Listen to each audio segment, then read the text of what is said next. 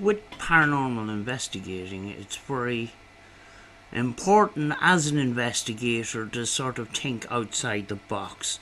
Now, we often, you see people, they start off with paranormal investigating, and one of the first devices they get is the trusty K2 meter, and I still use this. I don't use this for environmental readings. I use it as a trigger object. And also the REM pod, which I have made one here. My tea bags used to be in this, but it's the same mechanism that's in it. Now, the two of them work in a different way. This produces an EMF field around it, and it's triggered by a disturbance in that EMF field where the K2 detects EMF. Now, using these as trigger objects when you're out investigating and the devices go off, very often what happens is, wow, it's the device has gone off, and you ask, can you make them go off again, whatever. And if they do, it's interesting.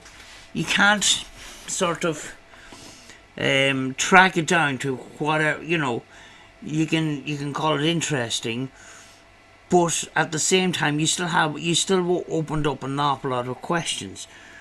Now, I seen this device on another YouTube video, and this is the device here, and it cost me £6. It's the CC308X, and what it actually does is it tracks cameras, hidden cameras, bugging devices, and GPS trackers and things like that. And it says a full range all round detector, eavesdropping devices, pinhole camera killer, wireless probe detection, all that kind of stuff. And it comes with the device, and it comes with instructions in Chinese, but there is a small part of that where it is in English. You get a pair of headphones. Ordinary headphones isn't going to fit unless you get a standard headphone jack to the smaller one. I think it's 3.5 to 3 millimeters or something like that. You get your headphones in that, and you get a plug. It's only a 2-pin plug, but if you get a adapter, it still fits. It works on 220 volts. I did check on the label. Always check on the label when you have a 2-pin plug like this to check that it's not 120 volts, because if you plug that into your mains, you're going to blow it to pieces. This is the device here, and it's got a couple of different features on it. First of all, it only cost me £6. It's got a little compass on the front of it, so when you're trying to trace a device, it will show you the direction of where the signal is going, north, south, east or west, if you wanted to document that. What I'm going to do is I'm going to jump to a clip that I played earlier, trying to trace where my internet is coming from, my internet signal. Obviously I know where it is, but I want to track it using this.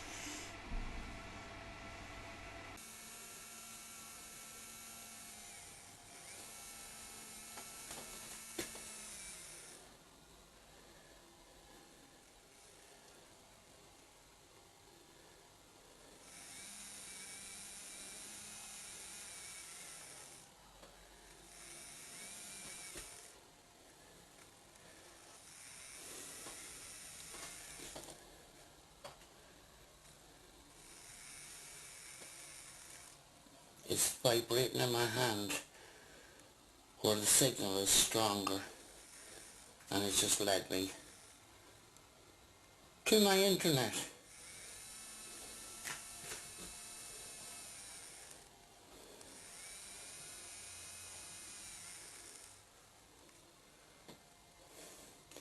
It's lighting up, but it's not vibrating.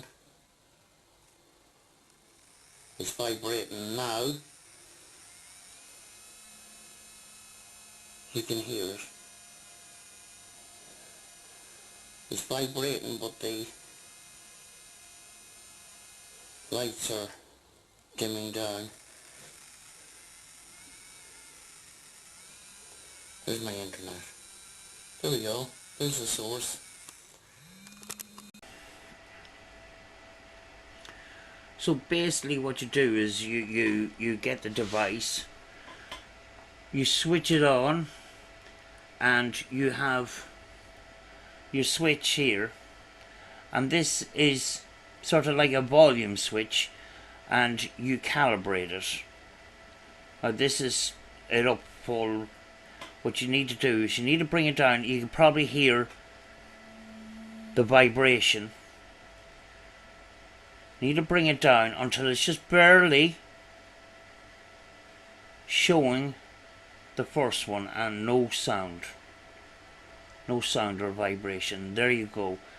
That's it calibrated. And basically what you do is when you have a signal that's been set up by your K2 or your REM pod goes off, you just it's going off. Well, it's going off on my hand actually. See that? And it's actually picking up. It's actually picking up this microphone. See that? And I can figure out the width of the band of the signal that's coming off the microphone by swaying it over and back. Thing is, you put on the K2 and it doesn't pick it up, and the K2 picks up an awful lot of stuff. So, you know, if you wanted to want to go into trying to find a source of where your possible responses are, you could possibly pinpoint the area to where that signal goes. And if you, what would be interesting is if you are swaying over and back and you're getting a vibration in a certain area, and then you come to a dead stop where there's absolutely nothing, it just stops, and there's no electronic devices, that's pretty interesting, because it means that you have pinpointed that source of what is triggering off your devices. Do you know? As well as that too, you can debunk your instruments going off by, you know, scanning yourself, scanning other equipment around, and figuring out if equipment is too close to each other. Is your camera causing the fluctuation in your devices? And you can figure out the width by just passing it over and back. Another little device, which I don't know if I'm going to be fully able to demonstrate, is there's a button on it here. It says laser. Now it isn't a laser. It's an infrared LED. Infrared LED light that flashes on and off, which it doesn't want to do now. There it is. Right, there's your... And there's a little peephole here, right? If you go into a hotel room or something and you're worried, or a B&B, or a, you know, establishment like that, and you're afraid that there's devices around, little tiny pinhole cameras, you peep through this little hole here, and this LED will bounce the light off a reflected surface.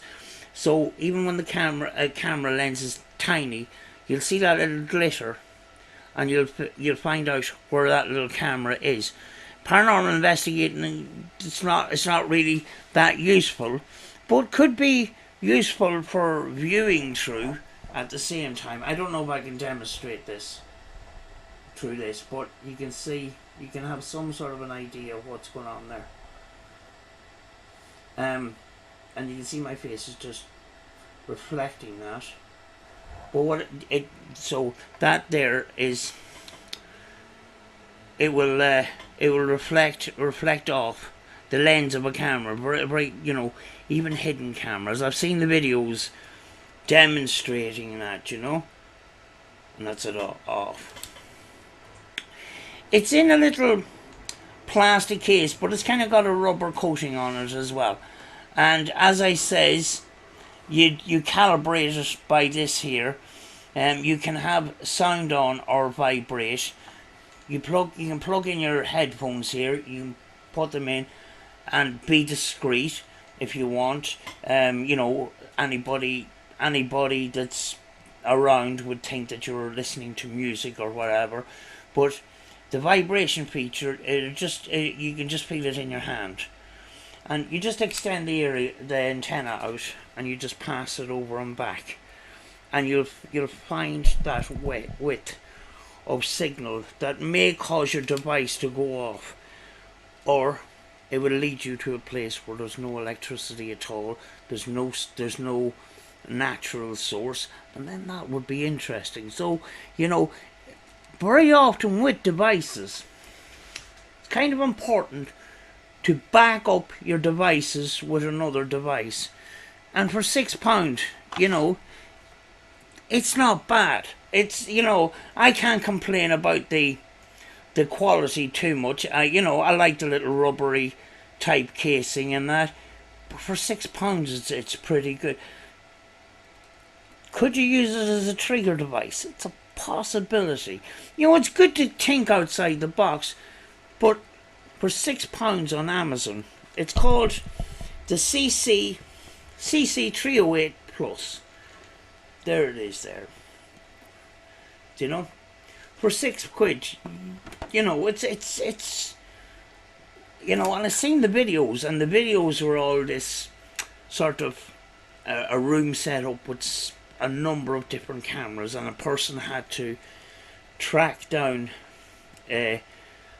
4 cameras and a couple of bugging devices using one of these, and I think he got most of them, you know. But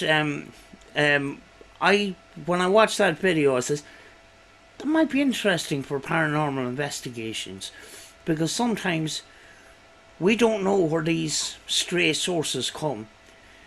Sometimes we get random, our devices go off randomly, and we ask for communication through them devices, and they may not go off again, and then they may go off 10 or 15 minutes later than that.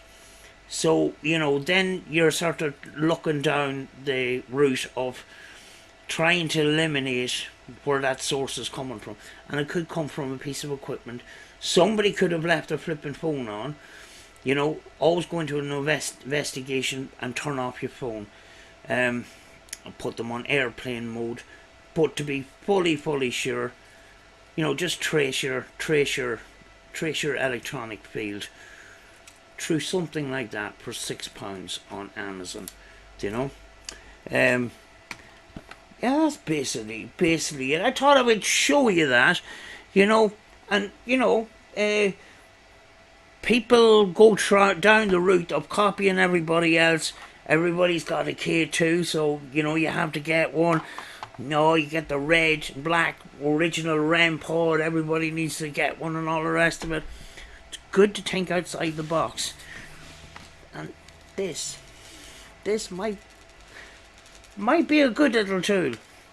You know, can I use it as a trigger object? It's a possibility, you know, because it's quite strange that I can pick up the signal of this microphone with this, but I can't with this, you know, and things are picked up quite easily with a K2 meter, you know. So I'm going to leave it for now.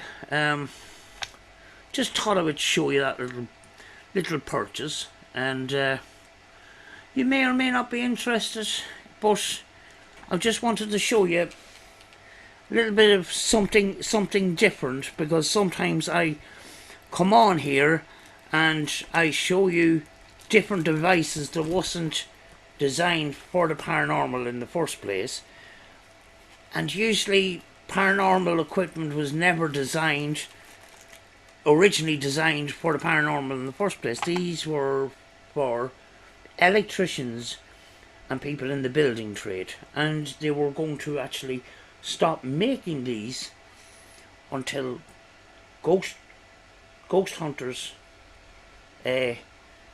asked them to keep making them, you know. But along with this, there is loads and loads of different types of EMF meters, and that. Just for people with that want to know the frequency range. It says full frequency detection, 1.2 gig to 2.4 gig, 100 megahertz. Dash 3000 megahertz full frequency detection, light, tone, vibration, multifunction warnings. There we go. Do you know? And it comes in, you know, it's a good enough little box. Got a little magnetic thing there, and you fit in your little device there. £6. You're not going to go very far wrong with that. Here's the thing. These new devices that come out, very often, these small ghost hunting equipment companies, they don't even make their own stuff. Take, for example, this body-worn camera. You can go onto a ghost hunting store and they'll have the little logo stuck on the thing, and they basically got them where I got this, and they will add a considerable amount of money onto it because they have put their name on it, and you will pay a high price to get equipment from ghost hunting companies. Now, even my wildlife camera, I bought off a ghost hunting company a couple of years ago, and before I had more sense about this, they actually took the original box, they opened it up, turned it inside out, and put their own sticker on it. And that's what will happen with products like this. They will put their own label on it.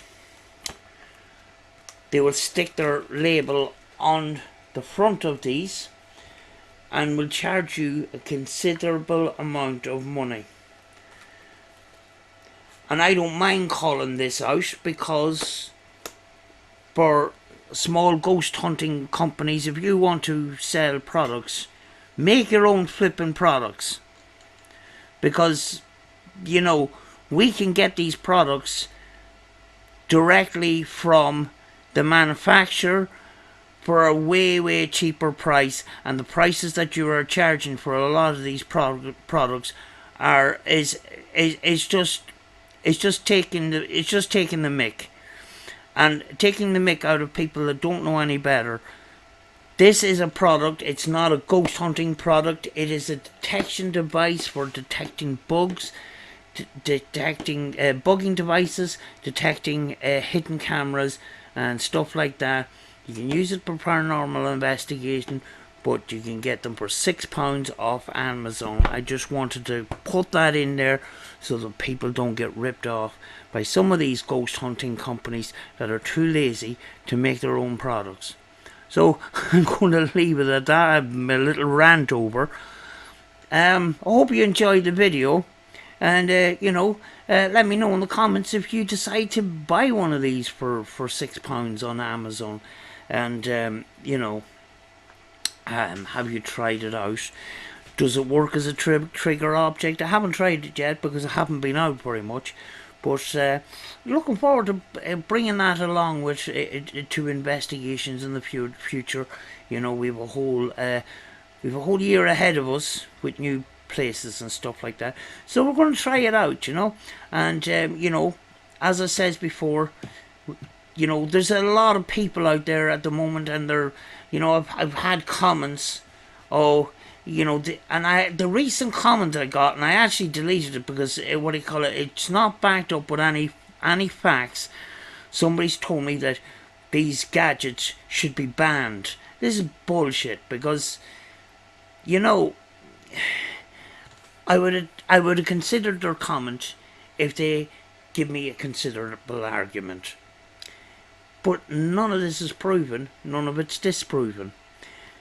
Using devices, if you're asking questions and you get a response, you're asking for interaction with devices and you're getting that time after time, there is something there. The problem is, it doesn't give us any answers other than that.